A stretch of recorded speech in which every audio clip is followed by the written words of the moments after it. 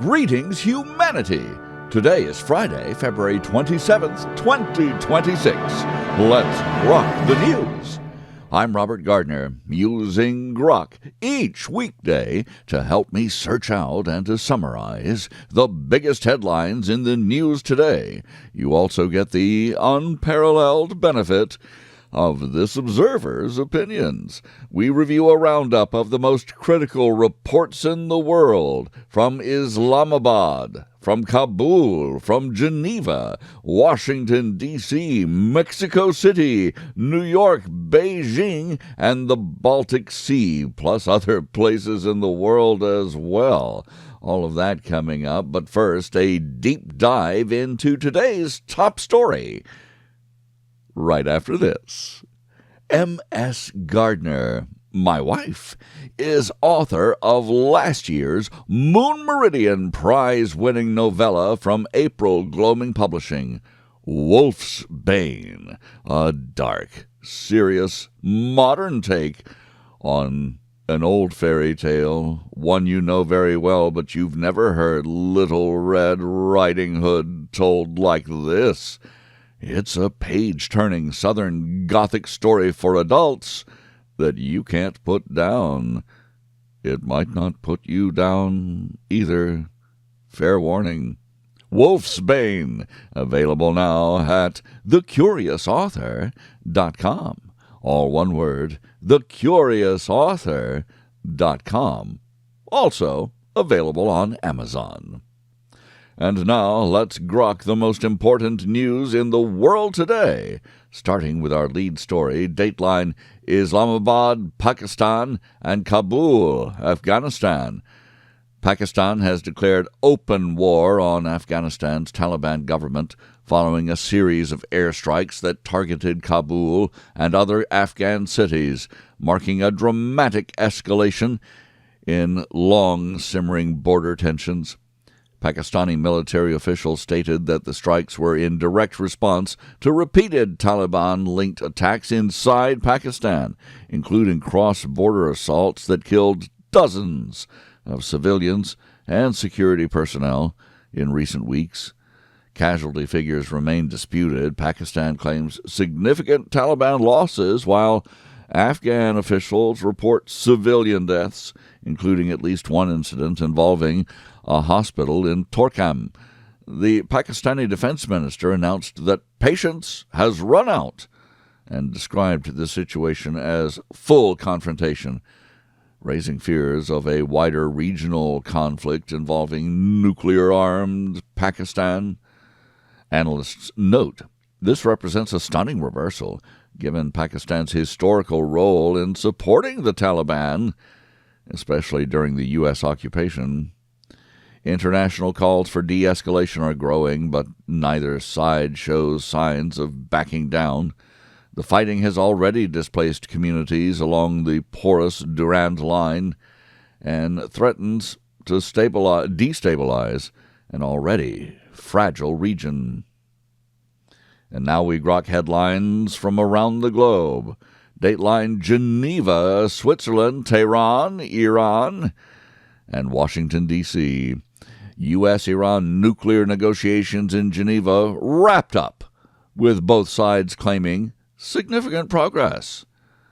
That's diplomat talk to say we didn't get anywhere.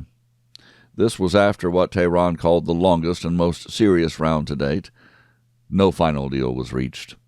Talks focused on limiting Iran's nuclear program in exchange for sanctions relief, but military posturing continues on both sides amid heightened regional tensions. Dateline Washington, D.C. The top U.S. Central Command general briefed President Trump on potential military options against Iran as nuclear talks concluded without resolution. Discussions reportedly included strike scenarios amid rising threats from Tehran and its proxies. Dateline Washington, D.C. Former Secretary of State Hillary Clinton testified before the House Oversight Committee in a closed-door deposition on Jeffrey Epstein, repeatedly stating she had no idea about his criminal activities and distancing herself from any deeper involvement. Dateline, Mexico City, Mexico. Authorities discovered multiple mass graves containing dozens of bodies near major stadiums slated to host the upcoming World Cup matches, heightening concerns over cartel violence and security in one of Mexico's most prominent cities.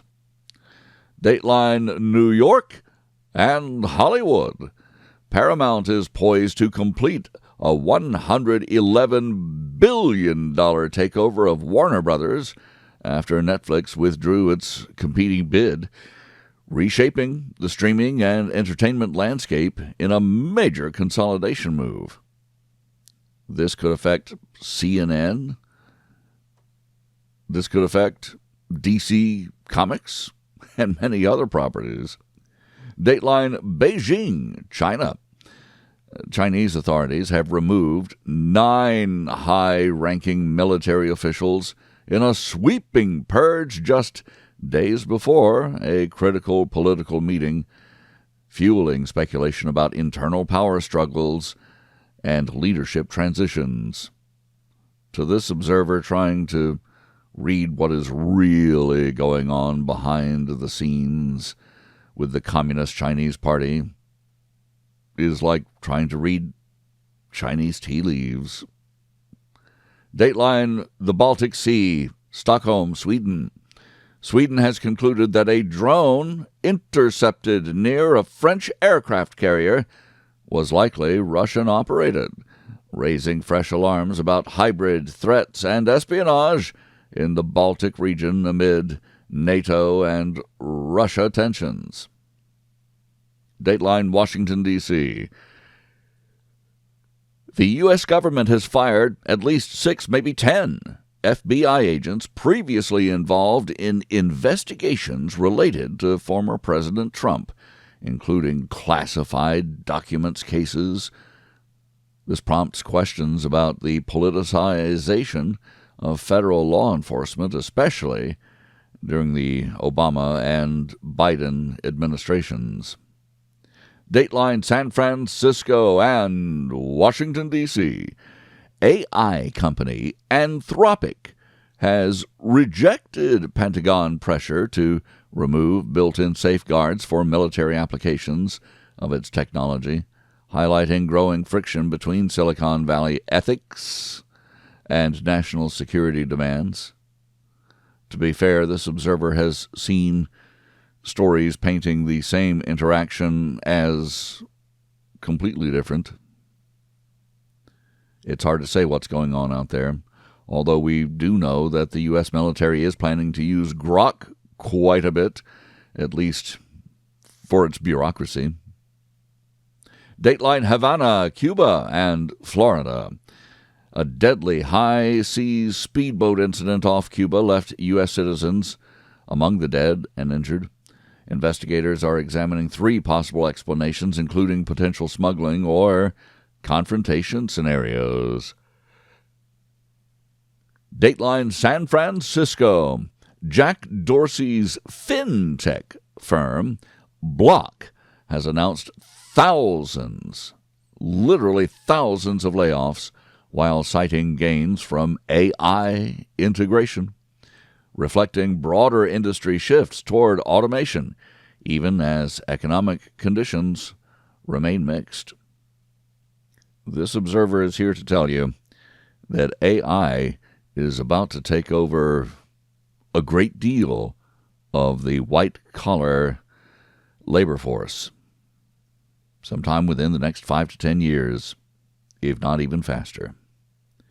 Dateline, New Delhi. A shirtless protest, a no-collar whatsoever protest, during an AI summit in India has ignited a fierce political controversy, drawing criticism and highlighting debates over public demonstrations and technology governance. Dateline, Texas. The U.S. Department of Defense accidentally shot down a Customs and Border Protection drone over Texas in a friendly fire incident, raising questions about coordination between military and Homeland Security operations. It's nice to know they can shoot down a drone if they want to. Dateline, New York.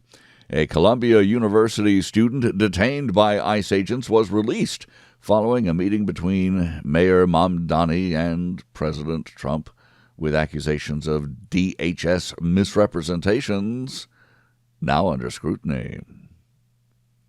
Dateline, Washington, D.C. A former U.S. F-35 fighter pilot was arrested on charges of allegedly training members of China's Air Force, intensifying concerns over technology transfer and military espionage. Dateline, London.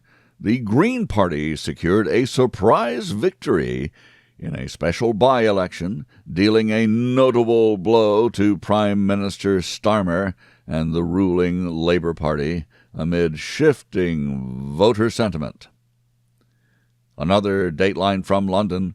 Engineering giant Dyson has settled a landmark forced labor lawsuit in the UK, resolving allegations tied to its supply chain in a case watched closely for corporate accountability standards.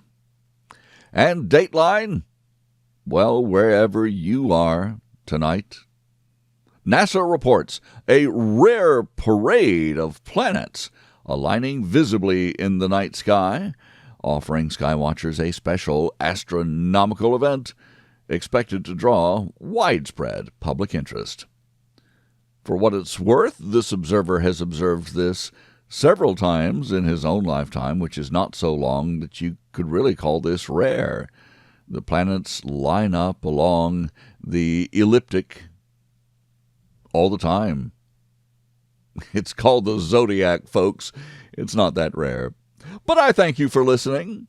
Please join me Monday to once again grok the news. I'm Robert Gardner. Godspeed and God bless.